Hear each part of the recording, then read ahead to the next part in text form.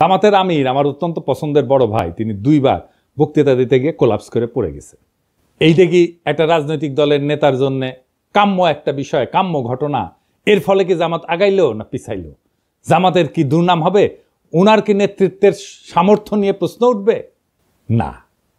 আর যখন কেউ কথা বলার মাঝখানে হঠাৎ এইভাবে নিঃশ্বাস হারায় ফেলেন, তখন মঞ্চ কেঁপে ওঠে। একটা শরীরের পতনে তখনই শুরু হয় এক নতুন ধরনের রাজনীতি। না, আমরা বীরত্বের কথা বলতেছি না, বলতেছি ভাঙনের মধ্যে দিয়ে উত্থানের কথা।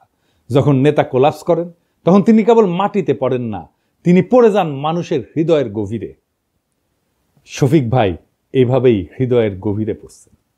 যেটা ঘটছে আমরা দেখছি, একটা জনসভা, লক্ষ লক্ষ মানুষের ভিড়, নেতা কথা বলতেছেন, সরাসরি আগুন জ্বরা ভাষণ, হঠাৎ থেমে গেলেন, নিঃশ্বাসের শব্দ বেড়ে যায়, এক পা দুই পা করে, তারপরে ধপাস করে পড়ে গেলেন মঞ্চেই।